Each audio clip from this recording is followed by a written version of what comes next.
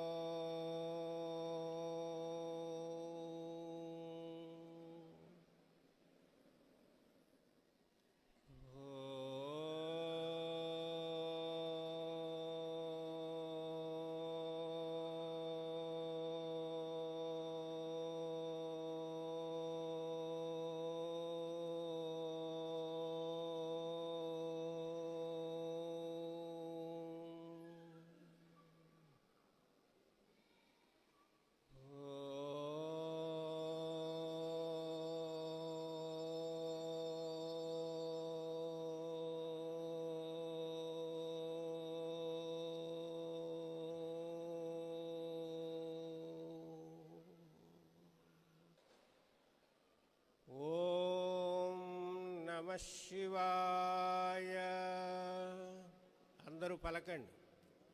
ఓం నమః శివాయ, ఓం నమః శివాయ,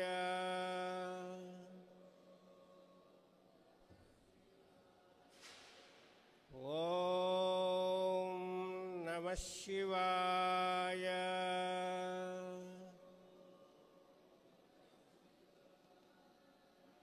ఓం నమో నారాయణాయ,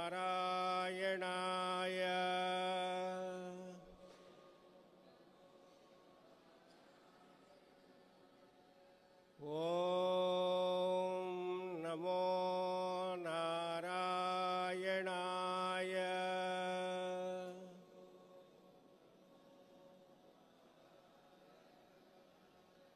ఓం నమో నారాయణాయ,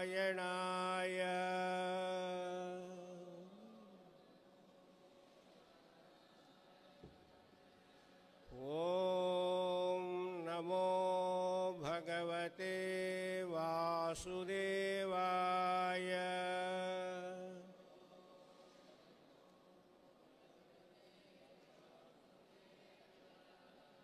ఓం నమో భగవతే వాసుదేవాయ,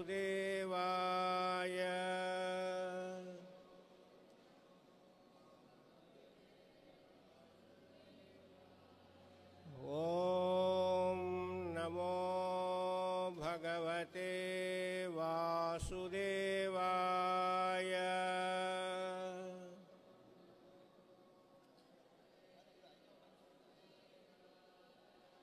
హరే రామ హరే రామ రామ రామ హరే హరే,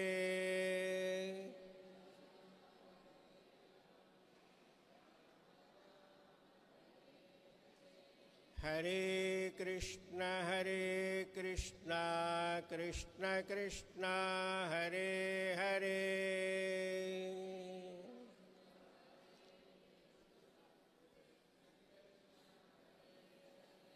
హరే రామ రామ రామ హరే హరే,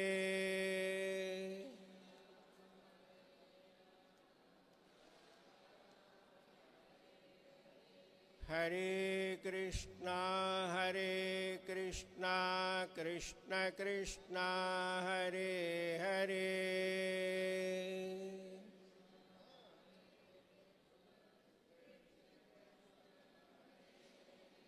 ఓం శ్రీ వాసవాంబాయై నమః.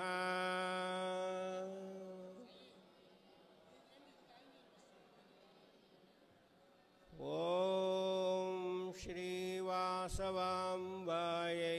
నమః.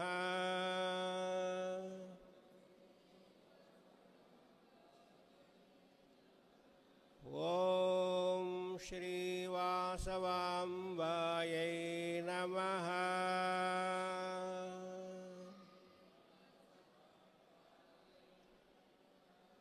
ఓం శుక్లాంబరధరం విష్ణుం శశివర్ణం చతుర్భుజం ప్రసన్నవదనం ధ్యాయేత్ సర్వవిఘ్నోపశాంతయే.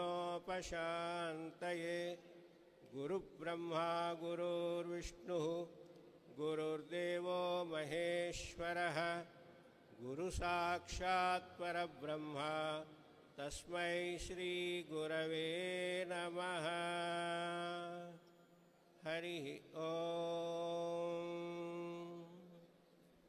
భక్త మహాశైలారా, ఈరోజు మనందరం కూడా అత్యంత పవిత్రమైన వాసవీధామంలో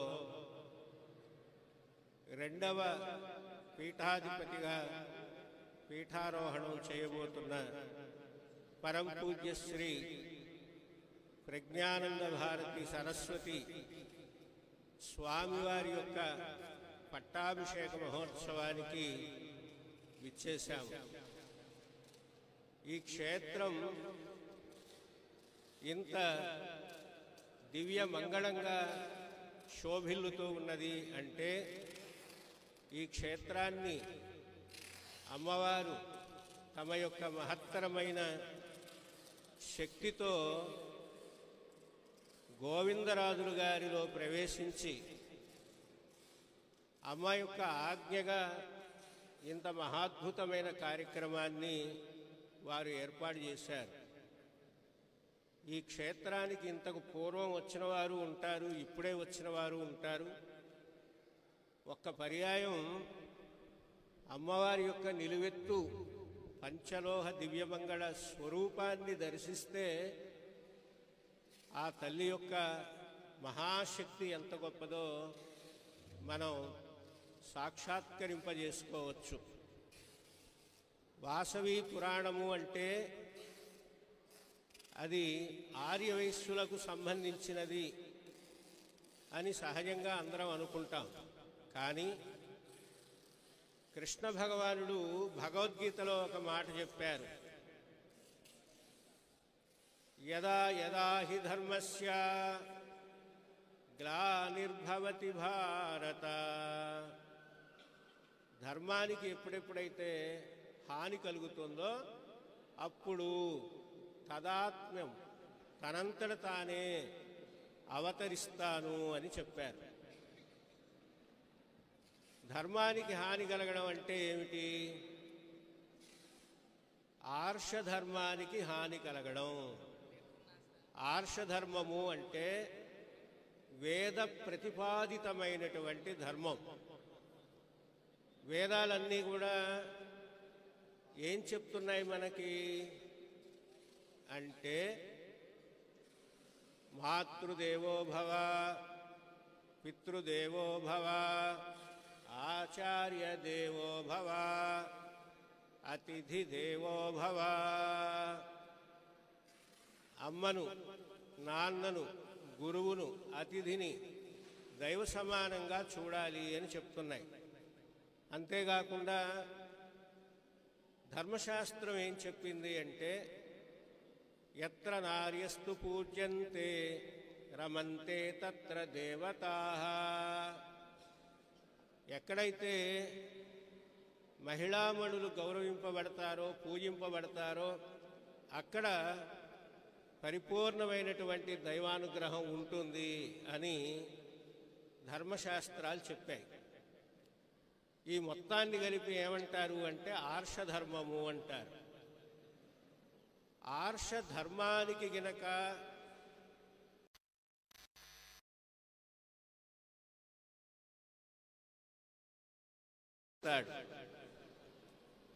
అమ్మవారు కూడా, వాసవి అమ్మవారు కూడా ధర్మాన్ని రక్షించడం కోసమే అవతరించారు. ఈ ఒక్క విషయాన్ని అందరూ జాగ్రత్తగా గమనించండి. వాసవి అమ్మవారి యొక్క చరిత్ర, అమ్మ యొక్క పురాణం ఎక్కడ ఉంది, ఎవరు రాశారు అని చాలామందికి తెలియదు.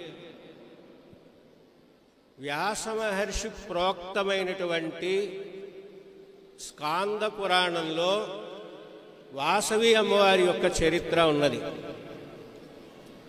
వాసవి అమ్మవారి చరిత్రను వ్యాస మహర్షి స్కాంద పురాణంలో పేర్కొన్నట్లుగా మనకి పౌరాణికమైన ఆధారాలు ఎన్నో లభిస్తాయి.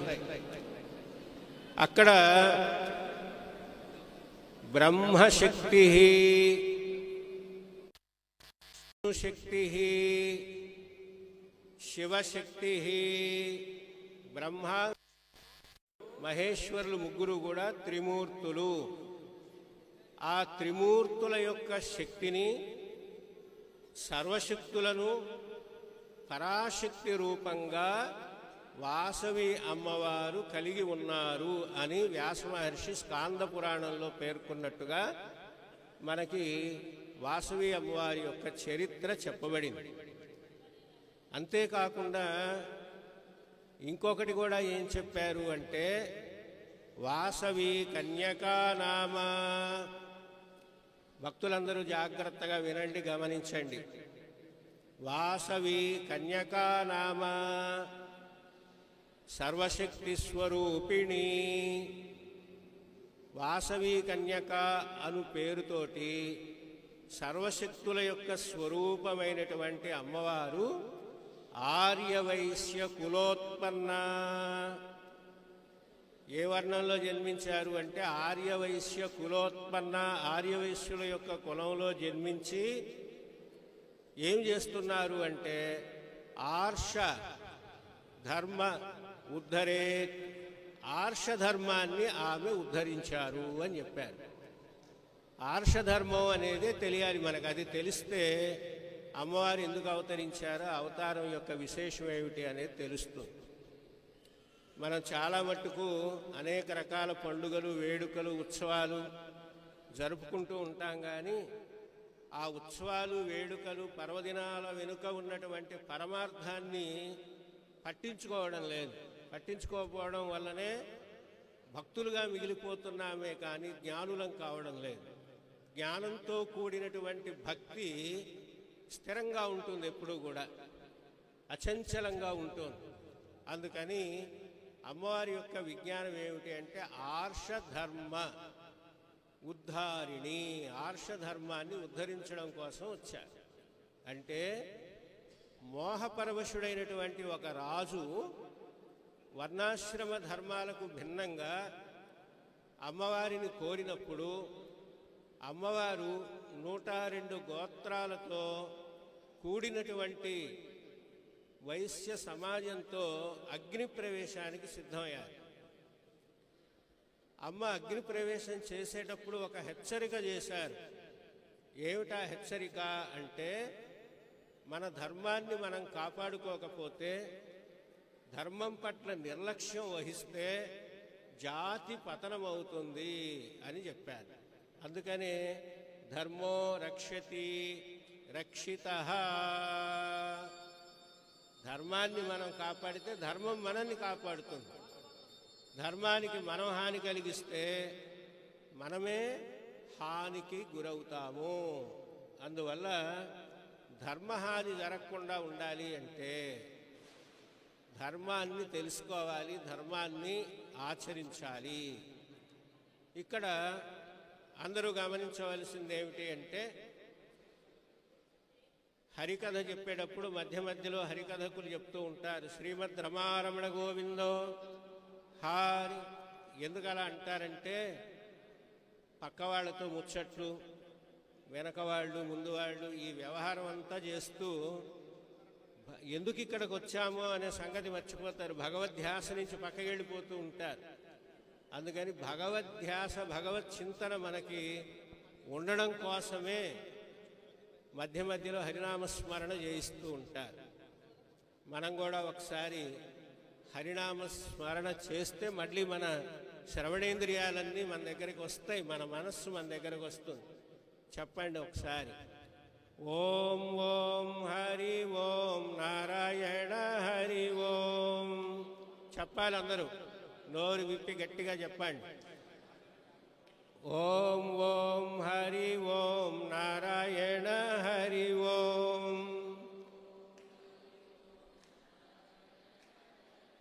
నారాయణ నారాయణ నారాయణ హరి ఓం. బాగా చెప్పాలి. ఓం ఓం హరి ఓం నారాయణ హరి ఓం. నారాయణ నారాయణ నారాయణ హరి ఓం. నారాయణ నారాయణ నారాయణ హరి ఓం. ఓం ఓం హరి ఓం నారాయణ హరి ఓం. వేదాంత పూజిత వేద వ్యాస హరి ఓం.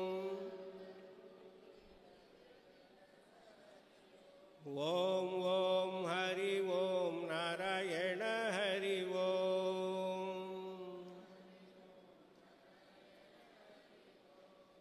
ఓం.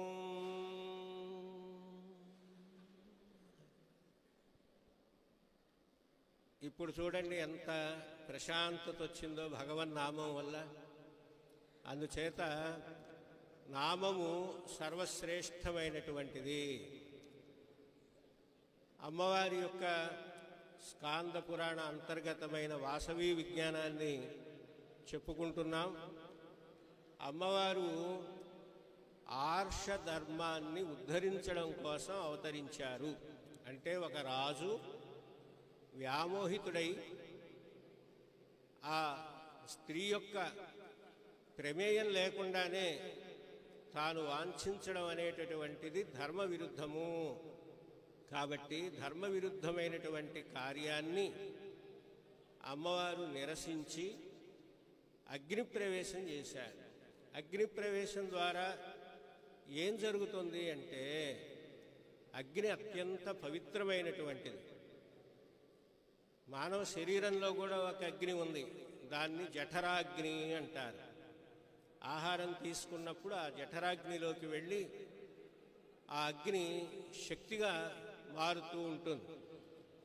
కనుక ఎప్పుడైతే అమ్మవారు అగ్ని ప్రవేశం చేశారో రాజులో కూడా ఒక భయము ఆందోళన కలిగి ఇంత పూర్వం ఎప్పుడూ కూడా ఇటువంటిది లేదే, ఇప్పుడు ఇలా జరిగింది అని ఆ రాజు చాలా భయకంపితుడైపోయాడు. అంటే రాజుతో యుద్ధం చేసి మాత్రమే రాజును భయపెట్టక్కర్లేదు, రాజుకు కనివిప్పు కలిగించే విధంగా కూడా చేయొచ్చు. అందుకనే కవులు కూడా ఏమన్నారు అంటే, కోటపేటలు మట్టి కలిసెను. కోటలు పేటలు కూడా మట్టిలో కలిసిపోయినాయి, సౌధమొక్కటి లేచి నిలిచెను. ఒక మహత్తరమైనటువంటి సౌధం మనం కూడా ఊహించలా.